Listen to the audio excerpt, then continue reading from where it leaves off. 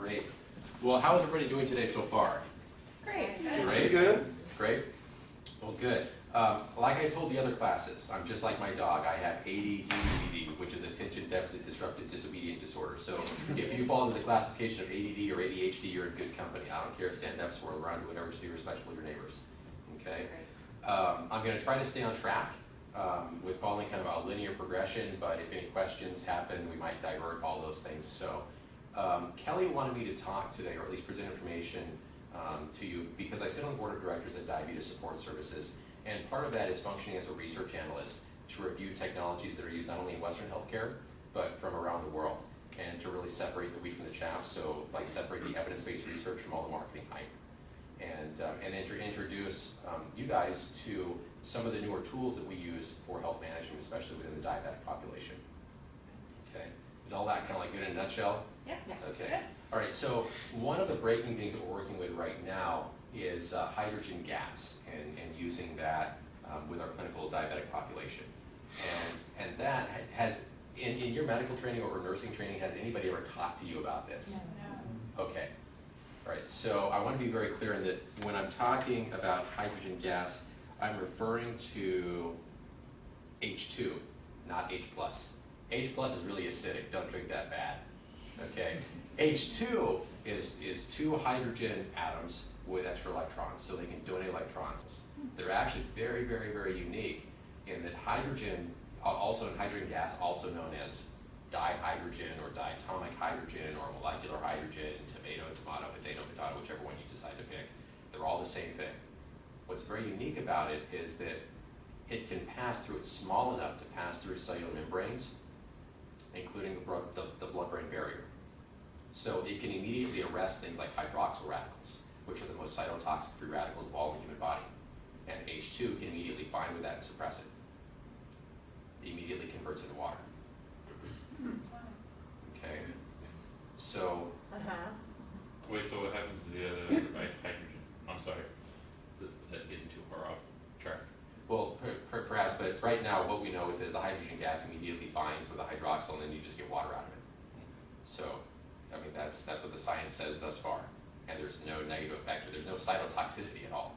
And that was also fortunately based on 30 years of military research where they used it for super deep sea diving, where they had Navy divers breathing a very specialized exotic gas mixture called Hydrolix, which was 49% hydrogen, 50% helium, and 1% oxygen.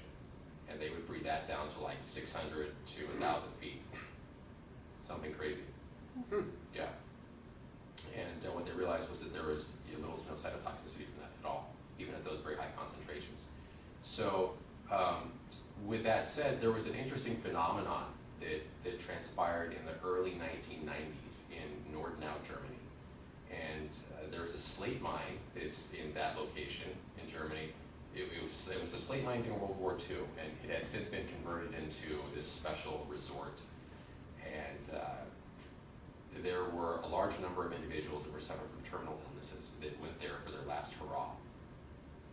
And coincidentally, many of them had spontaneous remissions from their diseases while they were there. And it was enough to where local medical professionals got wind of this and were really curious. And so they went to investigate. And indeed, they did document that a large number of people did encounter spontaneous remissions, and they didn't know how it was happening. Long story short, I'm not sure how it really transpired, but they were able to enroll some Japanese physicists and scientists who were able to travel to Germany to perform quantitative analysis on the area, including the cave and the water. It just so happens that the slate mine itself had been converted into a large wine cellar. It was this large cave, but it had a stream running through it, a natural stream, natural aquifer. And the Japanese scientists discovered that there was a large quantity of hydrogen gas that was being evolved from the cave. And this was coming out of solution that was in the water. So the water was rich in hydrogen gas, which it stays in solution for a period of time. And then it immediately starts going through standard kinetics, and after 24 hours, it's kind of out of the water, and after 48 hours, or at 24 hours, it's at half-life, and then 40 hours, it's out, and it's floating around in the environment. So these people that were going into this wine cellar, or this area of the resort, were not only respirating hydrogen gas, they were also drinking what they called therapeutic water. And that was coined So they, the physicians, encountering this, did a follow-up study on 411 diabetic patients. And what they discovered during this study was that after 6 days of consuming this water, biomarkers started changing measurably. LDL cholesterol was dropped by about 15%, HDL cholesterol was elevated by 7 to 8%. They encountered significant increases in insulin sensitivity. And in some cases, they had complete reversal of metabolic syndrome and diabetes type 2. And that was consuming between 1 and 2 liters per day, which is the equivalent of between 4 and 8 glasses in American terms.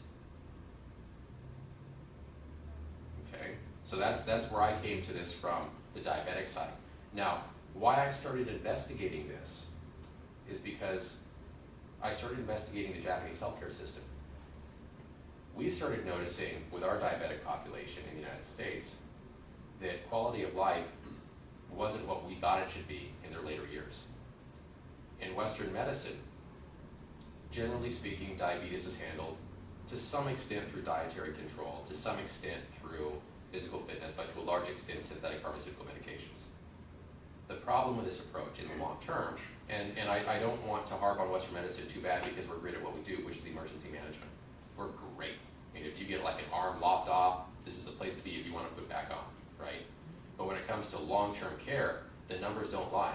We're 49th in the world as far as longevity, and I think over the past month, the first day infant mortality rate for all industrialized nations, we were #1.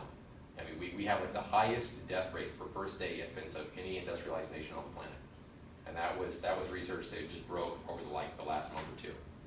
Yeah, so when it comes to long-term health in the United States, these are numbers that we really have to take a look at. Same thing with diabetics, synthetic pharmaceutical medications. They're at much higher risk of developing cardiovascular disease and cancer as a result of chronic inflammation and free radical damage. Right? So as they progress in life, frequently they're on more antibiotics to stave off infections because they have a lack of blood flow to their lower extremities, which then puts them at more risk for diabetic ulceration and then inflammation. So they're on lots of medications. After 30 to 50 years, then their kidneys take all they can handle, then they end up with tubular necrosis, and they end up in hemodialysis. And then life really sucks. And then you have to ask yourself, what's the point, right? So especially once they start encountering amputations. That's a total life change, that's a game changer, right, in a bad way. So my job at DSS, Diabetes Support Services, was to look at all the available evidence, separate the evidence-based research from the marketing hype, and figure out how could we best serve our patients. What else was available that we weren't using? Is this how it has to be done, or is this just the way that Western medicine does it? And technically that's what we encountered, which was this is the way Western medicine does it. Is that really because it's towards optimal health, or are there other underlying issues involved, including both business and politics? Well, the answer is yes. And I'm not going to go into those today. But what I had to look at was, well, what other options are available? And then we started looking at the Japanese system, which was very unique.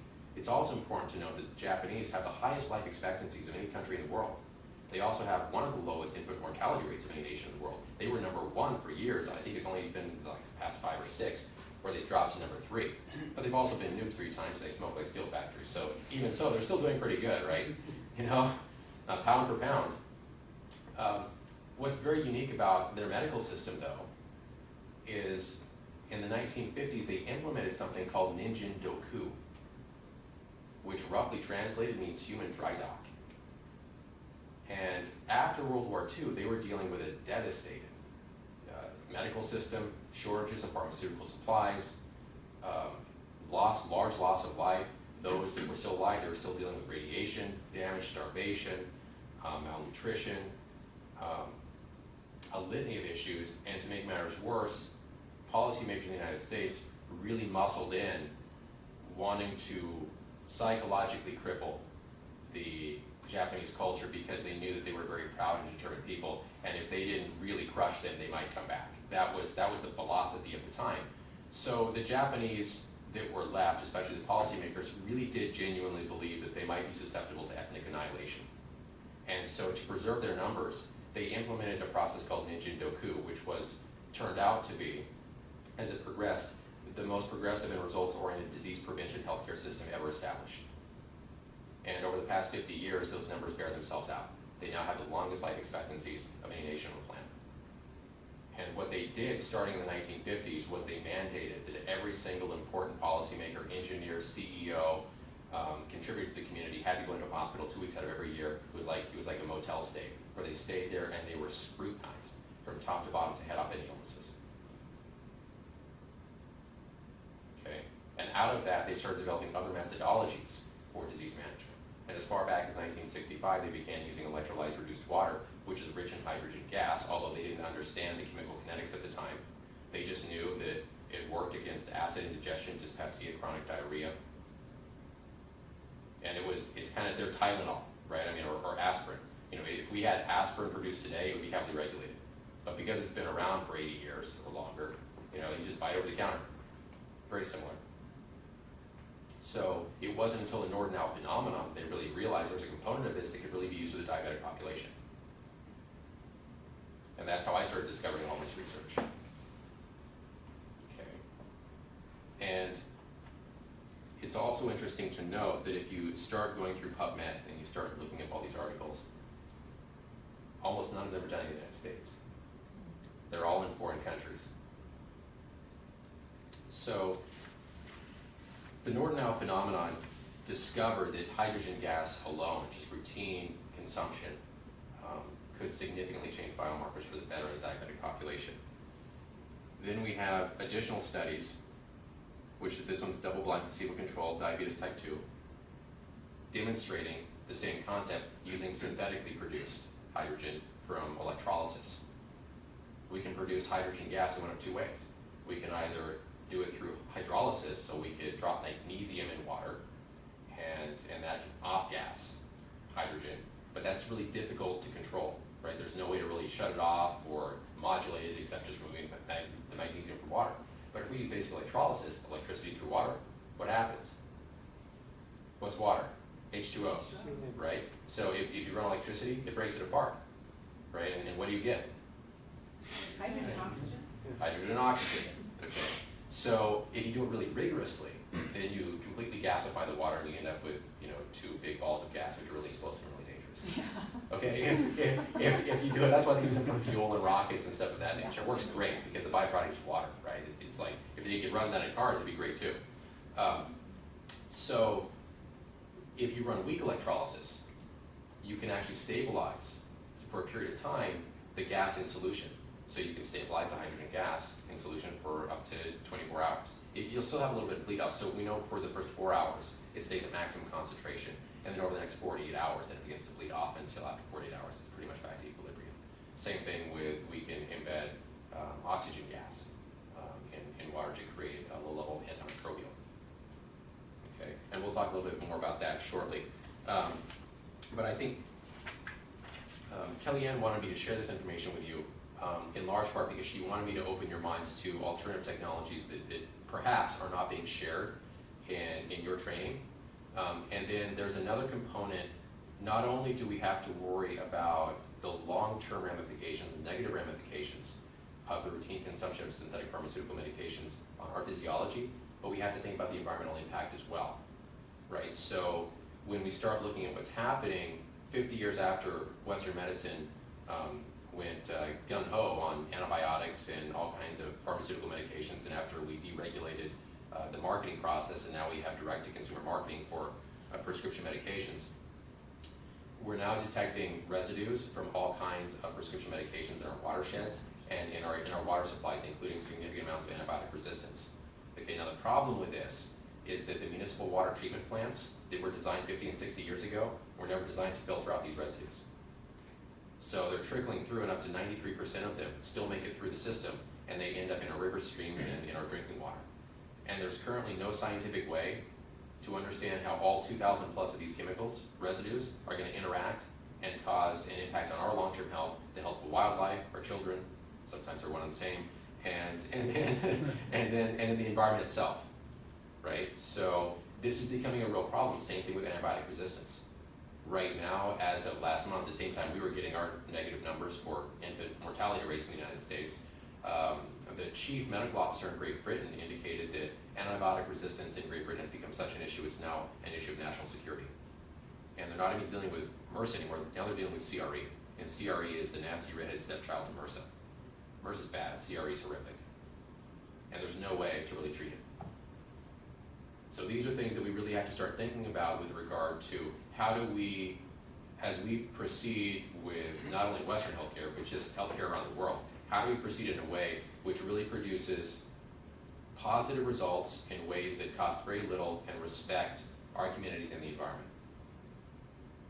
And that's not necessarily an easy challenge, especially when there are politics and business models in the way. You know, from a scientific standpoint, it's really not that difficult sometimes. It's all the middlemen that oftentimes add complexity to it. Pardon me while I've been jibber-jabbering. While I get a drink of water, I know I've been dominating the conversation. Do you have any questions? Is it only effective for type 2 diabetes? Not at all. It will not change the insulin production or lack of insulin production in type 1s. What type 1s wrestle with in their long-term, in the progression of their disease, is collateral damage to all their other organ systems. They don't die from diabetes. They die from cardiovascular disease, cancer, and everything else that's caused by significant amounts of free radical damage, kidney failure, liver damage. So hydrogen gas significantly suppresses free radical damage and therefore preserves significant amounts of their tissue and retards the progression of their disease. So even in the case of someone who is renally compromised, instead of drinking maybe, you know, like a glass, you know, every 3 or 4 hours, you just give them a little whiskey shot every single hour. You know, so they're consuming between 1 and 2 liters per day, but they're doing it on a routine basis. So they're not having, their bodies and having to wrestle with a large influx of liquid. They can just get a little shot, you know, routinely, and it makes it easier to manage. On the other study, it said their average stay there was for 6 days. So were the results that they saw, did they last for a long time? On that study, I don't recall, but I know my recollection is that within 6 days, that's when they started seeing the biomarkers change. Between like 2 and 3 days, they didn't see that many changes. On the subsequent studies that were done in genuine clinical settings, because they couldn't do a double blind in the cave, there were too many other factors involved. But in the double blind, such as this one, that was done over a period of 90 days. And the benefits were only had as long as the water was being consumed. So it's one of those things where you have to keep doing it. But the good thing is that it's not just for diabetics. I mean, this across the board, when you look at the epidemics that are occurring in the United States and around the world right now, almost all of them have the underlying condition of chronic inflammation and free radical damage. And if there's a way to arrest that cost effectively and non-toxically, we can significantly arrest the progression of numerous diseases throughout the world. Would you recommend it to a healthy person? So, yeah, sure. Well, with that, I mean, is there any risk of decreasing the inflammation process too much with this? You know, is there? Not based on current evidence. And that's in large part because hydrogen moves to the body very quickly within 15, after consuming water, within 15 to 30 minutes, it's already completely circulated throughout the body. And it's utilized within 3 to 4 hours completely. So you have to keep consuming it. And hydrogen gas is different from other antioxidants such as carotenoids and polyphenols, like from green tea, or carotenoids from carrots, lycopene from tomatoes. Those are big molecules. And you know, what berries? The goji. The goji berries. Yeah. Most of those molecules have a lot of electrons that they can donate, but they're big, and they can't fit through cellular membranes. Hydrogen can because it's so small. So it's very short-lived. It doesn't have like hang time like the other molecules do. Because they'll float around in tissue like carotenoids will float around for weeks. You know, and once they bump into a free radical, you know, they can donate an electron, and they've got some extra ones to donate. Hydrogen doesn't, so it's kind of a one-hit wonder. But as long as you keep it coming in, it'll keep doing its job. And so you can respirate it too, but that's significantly more challenging because now you've got hydrogen floating around in the air, and anything above 4% atmospheric concentration, again, is an explosion hazard. So the safest and most effective way of taking it in is simply enriching water with and drinking it.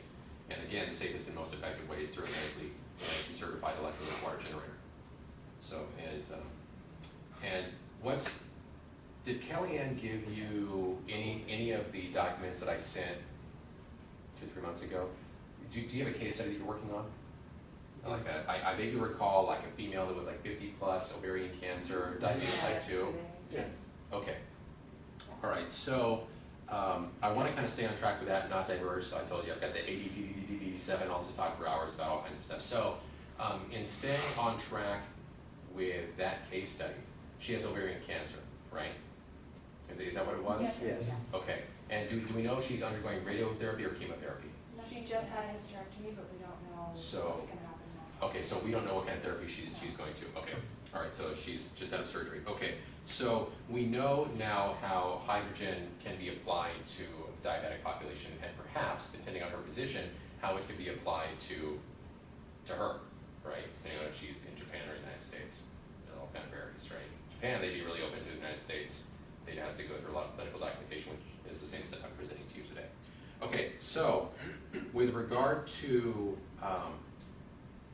tumor treatment, cancer treatment in the United States, that's a hot potato, and for a bunch of different reasons.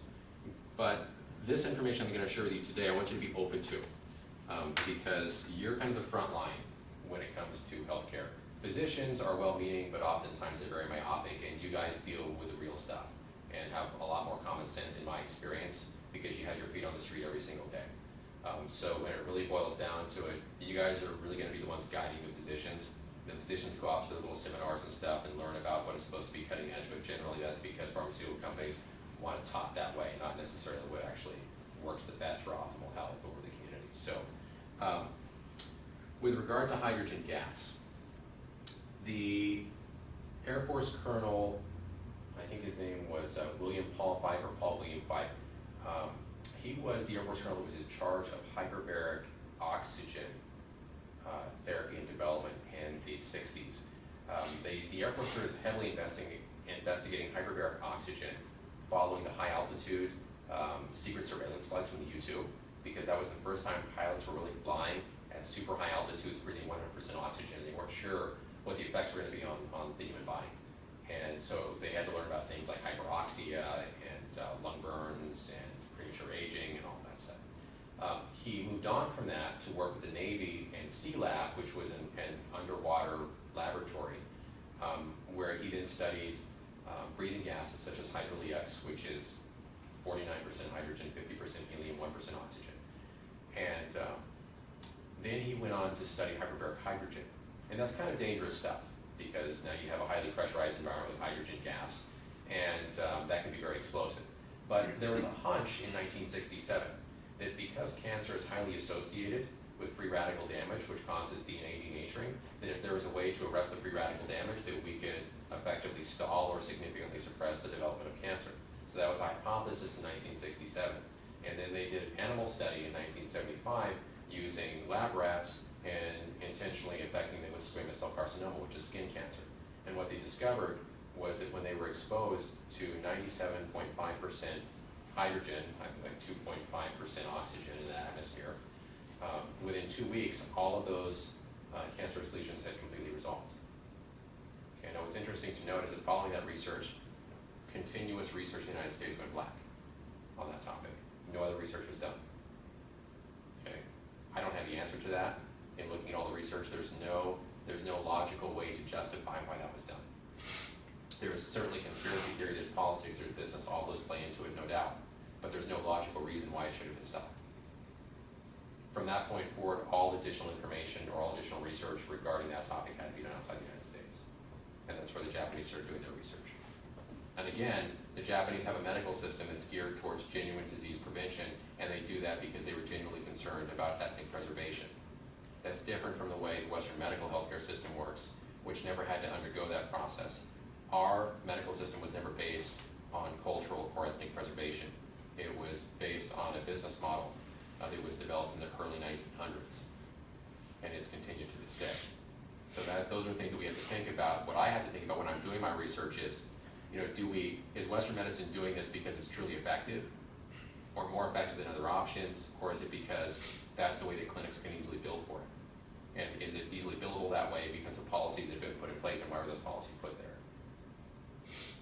Okay, so in 1975, this was a study that was done by Dr. Fife.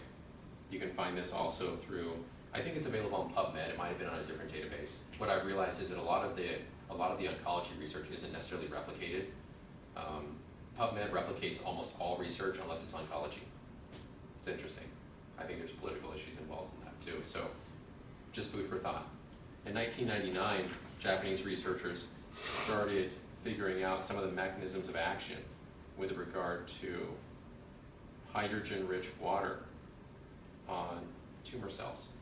And the hydrogen, which is contained in electrolyzed reduced water, that's why it's called reduced, has an effect on telomeres on tumor DNA. Telomeres are little end caps which allow DNA to replicate, and as long as the telomeres are long, they can continue replicating. They don't know exactly why it does this, but they know that electrolyzed reduced water, which is rich in hydrogen gas, suppresses telomeres on tumor cells, thereby retarding the development of the tumor. Only tumor cells, or? It appears to be selective. Okay. Not in healthy cells, only in tumor cells. They don't understand why. That's just, it appears to be selective. Okay? Now also, it's important to recognize that radiation exposure causes hydroxyl radicals, which are the most cytotoxic free radicals in the human body. When a hydroxyl radical experiences or connects with hydrogen gas, what's the byproduct? Water. H2O. Okay? So technically speaking, in Japan right now, they're investigating the routine consumption of electrolyzed reduced water as a countermeasure against nuclear radiation exposure following the Fukushima nuclear power plant disaster. Because it's cost effective. Perhaps one of the reasons why it's not more utilized in the United States is that it's a natural substance and it's not patentable. And therefore it cannot be highly controlled. It cannot be, the creation of it can't be artificially suppressed, and therefore the price cannot be artificially inflated. It's curious to note that chemotherapy drugs in the United States often carry a 1,000% markup compared to their sale in foreign countries. Why is that? Well, when you talk to the pharmaceutical companies, they scratch their heads and they can't figure it out. That's not technically true, they just don't want to tell you what the reason is. When they're called to Capitol Hill, also, they scratch their heads and claim they can't figure it out. But they're patentable and controllable, right? And if they need to increase their profit margins, they simply restrict supply. Does anybody know what the cost of cancer is, like on average, in the United States? Too much. Billions. So, I mean, for instance, if you're diagnosed with cancer, on average, the cost to an American citizen, if you're diagnosed, regardless of the kind, you'll be dead within 3 to 5 years, and the cost of your care will be $350,000 plus. Those are the stats. 1 in 3 of us will be diabetic by the year 2050 if we proceed with the direction that we're going. 1 in 2 of us will have cancer. And we'll certainly all have cardiovascular disease if we keep using the same system that we're using. Okay, so it's important for us, especially you guys coming into the field, it's important for me to share this information with you, not for the sake of beating down pharmaceutical companies, not for the sake of criticizing physicians, but to open your minds to other options. Because when you're out there wrestling in the field, you're only as good as the tools that you know about. And if you know about other options, that's going to make you a much better healthcare practitioner. Okay? So if our potential case study undergoes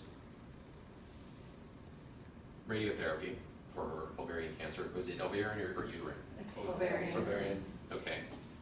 Fortunately, we did have a Japanese physician here in the United States working at the University of Pittsburgh, who's also a surgeon, and he's been very progressive with regard to research being done stateside. Again, note, he's Japanese, okay?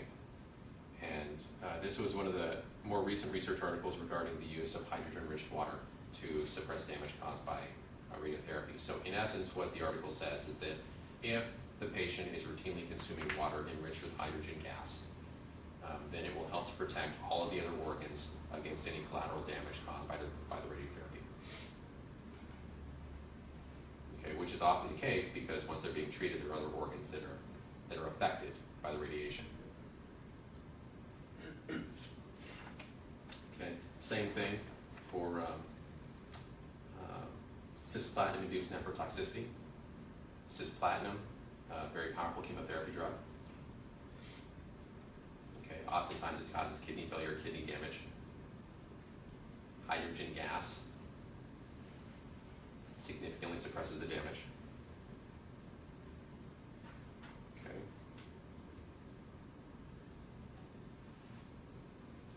As you'll note, all this research, almost all of it is done in Japan.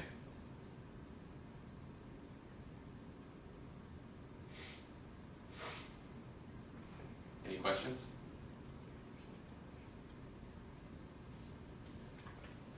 What are the barriers to access to this? We use medically certified electrolytic water generators at the university level. And those are basically, it's an electrolysis machine that's been certified by the medical system in Japan, the Ministry of Health, Labor, and Welfare. And they've been doing that since 1965. We can also use the same technology to produce water that's rich in oxygen gas. And if we use saline solution instead of water, then we can actually produce a very powerful disinfectant. We can actually produce water that is rich, here it is. We can produce an aqueous solution that's rich in about 17 ppm O2 and about 35 ppm free chlorine. That's technically called hypochlorous acid. And that is not to be confused with hydrochloric acid. Okay? Hydrochloric acid will burn your face off. Hypochlorous acid might dry your skin out. Okay? Hypochlorous acid is actually the same natural biocide that's in our white blood cells. Again, not patentable. However, what we do know is that we can produce it from basic salt and electricity. How does your body produce it? Basic salt and electricity. We just do it on a bigger scale. Okay, what's important to note about this is that it's completely biodegradable. Once it goes in the septic system, 12 hours, it's completely inert. Okay, we can suppress MRSA in 30 seconds or less using this topically. Yeah. So when we start thinking about antibiotic resistance and using all kinds of other synthetic pharmaceutical medications, which are done because they're patentable, controllable, and marketed, prices can be inflated, then we have something that is not patentable and not really that controllable, and is completely biodegradable and very effective against, it's kind of a no-brainer, isn't it? Yeah. Yeah. So then you run into my problem, which is I've got big pharma on this side, and then I've got snake oil salesmen on this side, and I'm just trying to shoot down the middle and share the evidence-based research and separate that from all the crazy, wild things that are being said over here, which are marketing hype, and then the political agendas over here, which want to drive in a different direction for increased profit margins. Okay?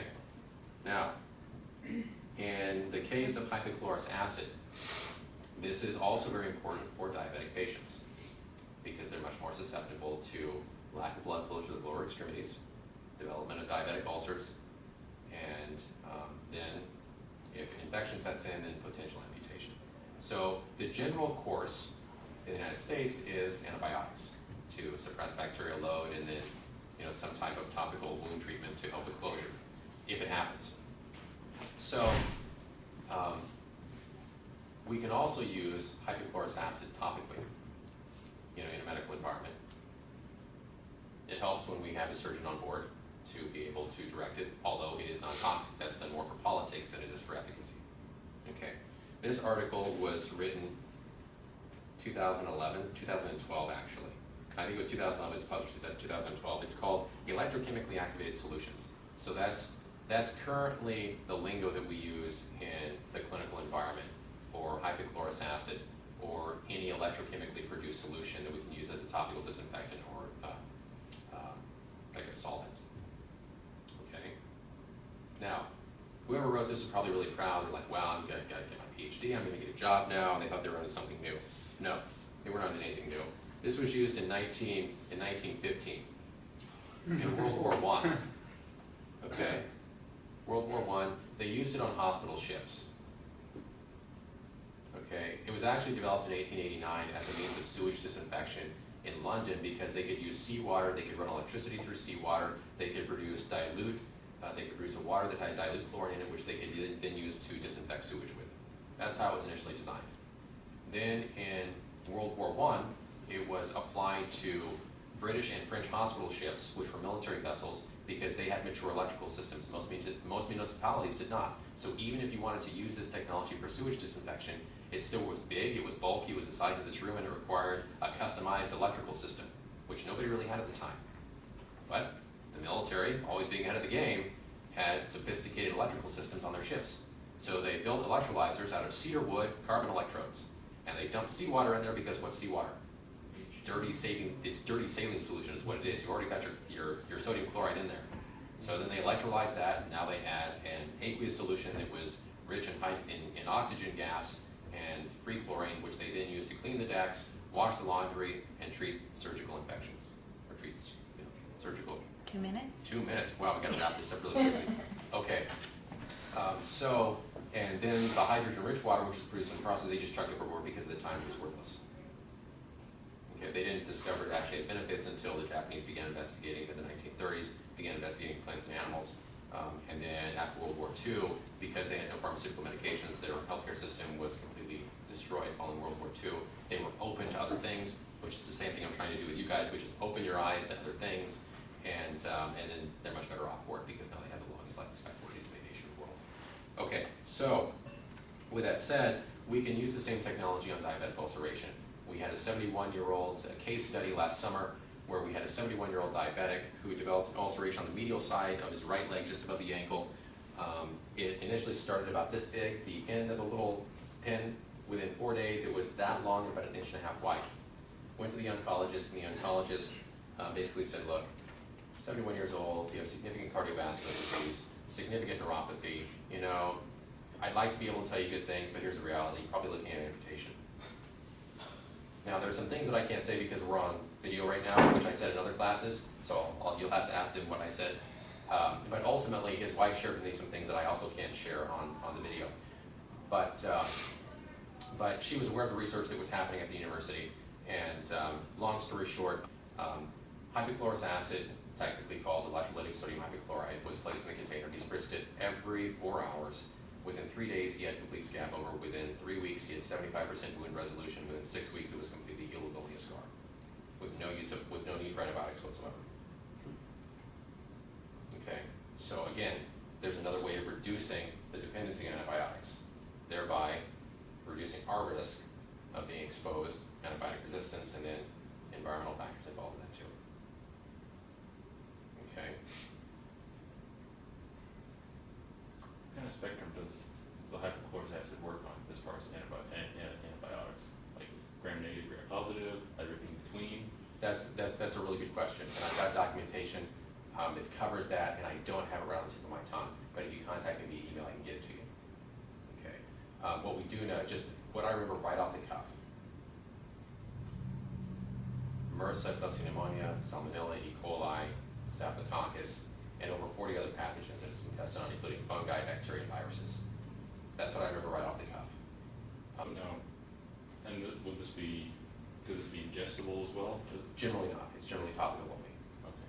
Yeah, and that's because it's very oxidizing. So the good thing, though, is that even if you did do it, it's not going to have any dire consequences. Like if your child took a shot glass of electrolytic sodium hypochlorite, they might feel like awkward, but they're not going to die. If they took a shot of straight bleach, they would be in the emergency room probably dead. Okay, so when we're looking at safety, there's really no options. So the way that we can implement this into our clinical practice is by educating our patients. And if you can also influence your physicians, because here's the deal, most of them are so time-strapped, they don't have the time to review stuff like this. That's why I'm trying, that's why Kelly has me here today, to work with you guys, so you guys are aware of it, because you will end up influencing them. You know, somebody like myself, they might take the time to listen, they might not. The fact that I'm an executive on a board for a community health organization, it helps, but that's certainly no shoe-in. And just because I drop clinical evidence on the table doesn't mean they're going to be open to it, right? Or understand it. Or understand it. You know, and I really have to stick a fork in my eye sometimes because I'm appalled at what some physicians don't understand. And I do know that they're time-strapped, but it's frightening sometimes. It really is. And so I can spend a lot of time complaining about that, or I can spend my time educating. And I try to choose the latter. Doesn't mean I don't complain sometimes, but I try to focus on the other side. That's what actually gets the job done.